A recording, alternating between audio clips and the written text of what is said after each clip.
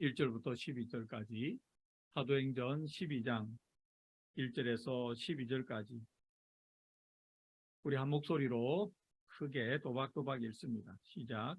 그때에 헤롯 왕이 손을 들어 교회 중에서 몇 사람을 헤아려 하여 요한의 형제 야고보를 칼로 죽이니, 유대인들이 이 일을 기뻐하는 것을 보고 베드로도 잡으려 할새 때는 무교절 기간이라 잡음에 옥에 가두어 군인 내식인 네페에게 맡겨 지키고 6월절 후에 백성 앞에 끌어내고자 하더라. 이에 베드로는 옥에 갇혔고 교회는 그를 위하여 간절히 하나님께 기도하더라.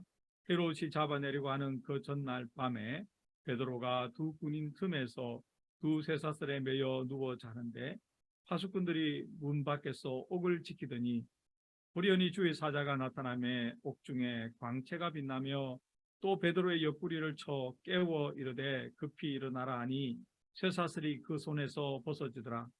천사가 이르되 띠를 띠고 신을 신으라 하거늘 베드로가 그대로 하니 천사가 또 이르되 겉옷을 입고 따라오라 한데 베드로가 나와서 따라갈새 천사가 하는 것이 생시인 줄 알지 못하고 환상을 보는가 하니라. 이에 첫째와 둘째 파수를 지나 시내로 통한 쇠문에 이르니 문이 저절로 열리는지라. 나와서 한 거리를 지나매 천사가 곧 떠나더라. 이에 베드로가 정신이 들어 이르되 내가 이제야 참으로 죽겠어. 그의 천사를 보내어 나를 헤롯의 손과 유대 백성의 모든 기대에서 벗어나게 하신 줄 알겠노라 하여 깨닫고 마가라는 요한의 어머니 마리아의 집에 가니 여러 사람이 거기에 모여 기도하고 있더라. 아멘. 오늘 읽은 본문은 우리가 최근에 하고 있는 인물별 성경 공부할 때 몇 번 다루었던 내용이죠. 왜냐하면 우리가 다루었던 사람들이 여기에 다 등장하는 것이죠. 요한의 형제 야고보도 등장하죠. 그리고 마가도 등장하고 그렇잖아요. 그래서 평소에 이렇게 성경 공부하는 게 실제로 성경을 읽을 때 매우 도움이 됩니다. 그때의 내용들이 기억나기도 하고 또 연결되기도 하고. 오늘 본문은 물론 우리가 성경 공부했던 것과 전혀 다른 각도에서 말씀을 나누고 성경으로 기도하기를 하려고 합니다. 헤롯 왕이 교회를 핍박하죠. 그래서 최초의 사도 중에서 순교자가 나오는데 사도 요한의 형제 야고보입니다. 예수님의 3명의 이너서클 제자 안에 들어갔던 그런 제자죠. 예수님과 늘 동행하면서 예수님께서 특별한 사역을 하실 때 동행했던 그 야고보가 먼저 순교했습니다. 왜 이렇게 먼저 했을까에 대해서는 우리가 성경 공부 시간에 나누었죠. 그래가지고 이제 사람들이 좋아하니까 유대인들이 2절 보세요. 3절 이 일을 기뻐하는 것을 보고 베드로도 죽이려고 합니다.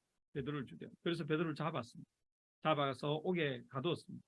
5절 베드로는 옥에 갇혔고 교회는 그를 위하여 간절히 하나님께 기도하더라. 예루살렘 교회의 위기가 임한 것입니다. 그런데 6절 보시면 헤롯이 잡아내어서 죽이려고 하는 바로 그 전날 밤에 하나님께서 역사하셨습니다. 하나님은 종종 이렇게 마지막에 역사하는 것 성경에서 많이 보고 또 믿음의 사람들의 삶에서도 많이 경험하고 여러분과 제 삶에서도 경험하잖아요. 그래서 우리가 미리 짐작해서 미루어서 낙심할 필요도 없고 너무 들뜰 필요도 없습니다. 끝까지 가봐야 합니다. 가봐야 하나님의 뜻이 아주 분명하게 드러나는 것을 알 수 있습니다. 근데 베드로가 얼마나 철저하게 묶여있냐 그러면, 갇혀있냐 그러면 이렇게 돼 있잖아요. 두 군인 틈에서 두 쇠사슬에 매어 누워졌습니다. 혼자 있는 게 아니고요. 쇠사슬에 묶여있는데 군인들 사이에서 잡혀있는 것이죠. 그런데 군인들이 지금 어디 있을까요? 감옥 안에 있습니다. 베드로와 함께. 그리고 베드로와 그 군인들 밖에 또다시 옥을 지키는 파수꾼들이 있습니다. 그러니까 아주 엄중하게 경계를 서고 있는 것이죠. 이때 사람이 아무리 엄중하게 경계를 서고 삼엄하게 경계를 서도 하나님의 역사는 막을 수 없다. 이것을 알 수 있습니다. 7절 보시면 주의 사자가 나타납니다. 주의 사자가 나타납니다. 하나님의 사자는 하나님의 때에 나타나는 것이죠. 우리는 종종 기도할 때 하나님께서 지금 나를 도와주셨으면 좋겠다 이렇게 기도할 때 많이 있잖아요. 당연히 우리는 그렇게 기도해야죠. 그런 마음이 들 때는 그렇게 기도하는 게 맞습니다. 근데 웬일인지 하나님의 은혜가 하나님의 때가 되지 않았을 때는 아무리 우리가 간절히 기도해도 그 일이 이루어지지 않는 것 여러분도 경험하고 저도 경험하잖아요. 그래서 우리는 늘 겸손할 수밖에 없습니다. 내가 내 인생의 계획을 따라 움직이는 게 아니라 하나님을 믿는 사람, 예수님을 믿는 사람은 하나님의 계획에 따라 움직이게 된다. 그거 우리가 알잖아요. 예, 좀 일찍, 그죠? 일찍. 덜 고생했을 때 주의 사자가 나타나서 베드로를 빼주면 되는데 그렇지 않습니다. 죽음을 당하기도 하고 그 전날에 뺍니다. 그런데요, 자세히 보면 정말 재미있습니다. 7절 보세요. 옥중에 광채가 빛났다. 그 다음에 베드로의 옆구리를 쳐 깨고요. 베드로가 깊은 잠이 들었다는 것이죠. 네, 참 대단합니다. 베드로도. 네, 내일이면 죽을 수 있는데 그렇게 잡니다. 아니면 또 너무 지쳐가지고 쓰러졌다 이렇게 볼 수도 있죠. 그런데 우리가 그 정황은 잘 모르지만 하나님의 천사, 하나님의 사람, 하나님의 역사가 일어나면 어떤 일이 일어나는지 이제 보게 됩니다. 여기에 오늘 우리는 집중하려고 합니다. 쇠사슬이 그 손에서 벗어졌다. 이제 초자연적인 일들이 일어나기 시작하죠. 아무도 쇠사슬을 열지 않았는데, 끊지 않았는데 풀려나갑니다. 하나님께서 역사하시면 우리를 묶고 있던 그런 쇠사슬이 풀려나가는 것이죠. 우리가 아무리 풀려고 해도 안 되었던 거, 그렇잖아요. 우리가 아무리 노력하려고 해도 안 되었던 거 여러분 있잖아요. 저도 있고. 그것 하나님께서 함께 하시면, 하나님께서 나타나시면 풀립니다. 아멘. 우리는 그걸 기다리는 거 아닙니다. 그게 소망을 두는 것이잖아요. 하나님의 천사가 함께 하십니다. 옥중에 그 어두컴컴하고 침침한 옥에 광채가 났다. 하나님의 임재죠. 그리고 쇠사슬이 베드로의 손에서 벗어졌다. 8절 천사가 이르되 띠를 띠고 신을 신으라 하거늘 베드로가 그대로 하니 천사가 또 이르되 겉옷을 입고 따라오라. 이제부터는 천사가 이끄는 대로 베드로가 움직입니다. 저는 그래서 7절에 조금 우리가 좀 더 머물렀으면 좋겠습니다. 베드로의 그 쇠사슬이 하나님의 천사가 임했을 때, 하나님께서 임재하셨을 때 풀려졌듯이 여러분과 저의 마음을 옥죄고 있거나 삶을 누르고 있거나 여러 가지 우리 생각을 괴롭히는 여러 가지 쇠사슬이 있잖아요. 또는 삶의 여러 여건들이 있잖아요. 아무리 해도 이게서 벗어나지 못하는 그 굴레들이 있잖아요. 그것 이 새벽에 하나님께 풀어달라고 기도했으면 좋겠습니다. 하나님께서 나에게 임하셔서 하나님께서 내 삶에 임하셔서 내 삶을 옥죄고 있는 이 쇠사슬이 풀려나게 하여 주셨고, 하나님 이게 풀리지 않으면 베드로는 거기서 풀려나지 못하면 그 다음날 죽임을 당하고, 우리는 우리의 이 쇠사슬에서 풀려나가지 못하면 내일도 또 그렇게 계속해서 그러한 그 굴레를 벗어나지 못하고 그 수준으로, 낮은 수준으로 자유롭지 못하고 주께서 주시는 풍성한 생명을 누리지 못하고 그렇게 살아갈 수밖에 없는데, 하나님 나에게 임재해 주셔서 이 내 마음에, 내 생활에, 내 인생에 쇠사슬이 풀려나가게 해달라고, 하나님의 역사가 임하게 해달라고, 하나님의 은혜를 입게 해달라고 기도하는 새벽이 되었으면 참 좋겠다는 생각을 합니다. 그래서 오늘 성경으로 기도하기 본문은 제가 이것을 삼았고요. 여러분 개인적으로 기도하시더라도 교회에서 정한 성경으로 기도하기 본문을 가지고 읽고 기도하고 거기에서 또 다른 본문을 가지고 기도하는 여러분과 제가 되기를 바랍니다. 베드로는 하나님께서 임하시니까 이제 따라가기만 되죠. 베드로가 주도적으로 하는 게 하나도 없습니다. 마지막에 가서 마가의 다락방, 마가의 어머니 집으로 가는 것, 그거 하나 나오는데요. 그 전까지는 그냥 따라갑니다. 이게 맞아요. 하나님께서 우리에게 임하시면 우리가 뭐 애써서 주도적으로 할 게 없습니다. 말씀 읽은 대로, 기도한 대로, 하나님께서 문 열어주시는 대로, 하나님께서 쇠사슬 벗겨주시는 대로, 인도하시는 대로 발자국을 발을 내딛는 것이죠. 우리가 지난주에 살펴봤듯이 우리 손에게는 지팡이가 있잖아요. 두 가지의 의미의 지팡이, 하나님의 능력의 지팡이를 뜻하는 지팡이, 하나님에 대한 순종을 뜻하는 지팡이. 똑같잖아요. 예. 베드로도 하나님의 능력의 지팡이 의지했고, 베드로도 하나님 앞에 순종하는 지팡이 의지해서 그렇게 감옥을 벗어나잖아요. 우리도 그렇게 벗어났으면 좋겠습니다. 하나님께서 우리에게 임하셔서 우리를 그렇게 인도해 주시기를, 여러분의 가정을 그렇게 인도해 주시기를, 우리 교회를 이렇게 그렇게 인도해 주시기를 간절히 기도했으면 좋겠습니다. 아멘.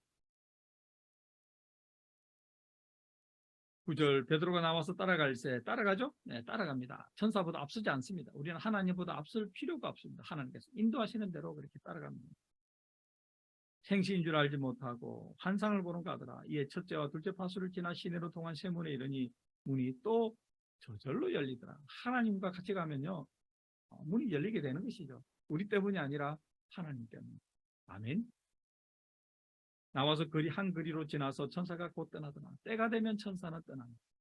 때가 되면 하나님께서 우리에게 우리 스스로 또 뭔가를 하게 합니다.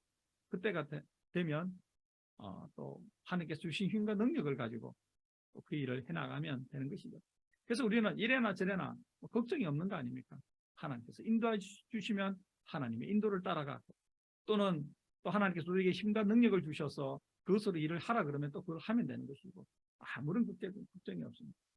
11절 이에 베드로가 정신이 들어 이르되 내가 이제야 참으로 주께서 그의 천사를 보내어 나를 헤롯의 손과 유대 백성의 모든 기대에서 벗어나게 하신 줄 알겠노라. 살았다는 말이죠. 한마디로 하면 죽을 고비를 이겨냈다는 거예요. 자기가 잘나서 아니고 하나님의 은혜. 아멘. 12절 깨닫고 이제 합니다. 베드로가 주도적으로 마가라나 요한의 어머니 마리아의 집에 갑니다. 여러 사람이 거기서 모여 기도하고 있더라. 처음에도 교회는 그들을 위해서 간절히 기도하고 베드로를 위해서 기도하고 돼 있고, 마지막에도 또 기도하고 있는 모습을 나타냅니다. 여러분, 오늘 우리가 이 말씀을 살펴보았는데요, 정말 우리 마음을 또는 우리 삶을, 우리 인생을 그 한계를 짚고 거기서 벗어나지 못하고 우리 믿음도 성장하지 못하게 하는 그 가로막이 있잖아요. 그 방해물이 있잖아요. 쇠사슬이 있잖아요. 이거 끊어야 됩니다. 언제까지 그게 매여 있을 수가 없습니다. 어떻게 끊을 수 있습니까? 하나님 도와달라. 하나님 와서 끊어달라. 풀려나가게 해달라. 자유를 주시기를, 해방시켜 주시기를 하나님께 간절히 기도하는 그 외에 여러분과 제가 할 수 있는 게 뭐가 있겠습니까? 그러나 하나님께서는 우리가 간절한 마음으로, 진실한 마음으로 하나님, 내가 예수 그리스도 안에서 새로운 삶을 살기 원한다. 하나님, 앞으로 내 인생이 새 부대에 담겨지기를 원한다. 하나님, 내 인생의 포도주가 새 부대에 담겨져서 하나님을 찬양하며 변화된 삶, 정말 믿음으로 살아가는 삶, 하나님의 인도와 함께하는 삶을 살기 원한다고 그렇게 기도할 때 우리 하나님께서 얼마나 기뻐하시겠습니까? 그 외에 성경으로 기도하기 본문을 꼭 기도하고 나머지는 여러분의 감동을 따라 자유롭게 기도하시면 되겠습니다. 기도하겠습니다. 살아계신 하나님 아버지, 오늘도 우리에게 생명의 말씀을 주셔서 감사합니다. 베드로를 옥죄고 있던 쇠사슬이 하나님의 임재 가운데 풀려나가는 것을 보았습니다. 동일한 일이 우리에게도 일어나게 하여 주시옵소서. 하나님 아버지, 우리에게도 쇠사슬이 풀려나가게 하시고 해방과 자유가 주어지게 하시고 변화된 삶을 살아가게 하여 주시옵시고 믿음이 성장하게 하여 주시옵소서. 하나님의 성숙한 신앙, 성숙한 인격 허락하여 주시옵소서. 주의 은혜를 기다립니다. 하나님, 우리와 함께하여 주시옵소서. 오늘 이 새벽에도 일어나 기도하는 하나님의 자녀 한 분 한 분 이름 기억하여 주시옵시고, 하나님 앞에 간절한 마음을 통하며 기도할 때 좋으신 하나님, 우리 교우들의 기도 하나도 빠짐없이 들으시고 응답하여 주시옵소서. 예수님의 이름으로 기도드립니다. 아멘.